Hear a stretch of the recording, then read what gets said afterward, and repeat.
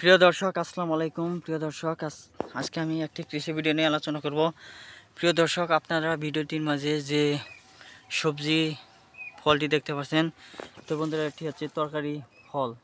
তো বন্ধুরা এই তরকারি ফলটি কিন্তু খুবই গুরুত্বপূর্ণ একটি ফল। তো বন্ধুরা এই ফলটি যদি আপনারা সেবন করতে পারেন, বন্ধুরা বিভিন্ন উপায়ে আপনারা খেতে পারবেন। কাঁচা খেতে পারেন, এই দেখতে পাচ্ছেন এটি হচ্ছে পেঁপে গাছ। তো বন্ধুরা পেঁপে সবজি গাছ। তো বন্ধুরা এই সবজি গাছটি এই ফলটি বন্ধুরা পাকা অবস্থায় খেলে বন্ধুরা অনেক ভিটামিন পাবেন।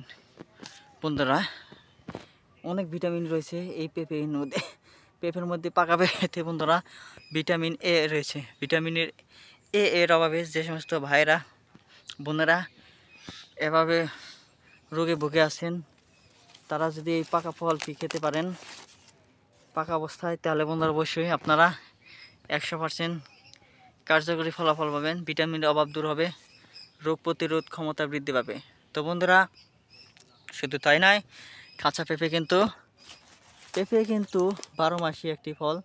তো বন্ধুরা এই ফলটি কিন্তু 12 মাসই পাওয়া যায়। আপনারা বাজার থেকে পাবেন, আপনাদের বাড়ির আঙ্গিনায় বা প্রতি জমিতে আপনারা এই পেঁপে গাছের চারাটি রোপণ করতে পারবেন। তাহলে বন্ধুরা আপনারা ফলাফল পাবেন 100তে 100। যদি বন্ধুরা আপনারা যদি এই পেঁপে নিয়মিত কাঁচা পেঁপে খান, তাহলে বন্ধুরা কাঁচা পেঁপে খাওয়ার কারণে আপনাদের গ্যাসের সমস্যা কিংবা গ্যাস্ট্রিকের সমস্যা থেকে রেহাই পাবেন। তো বন্ধুরা খুবই গুরুত্বপূর্ণ একটি পেঁপে গাছ, সবজি গাছ তরকারির মধ্যে দিলে বন্ধুরা তরকারি খুবই সুস্বাদু হয়।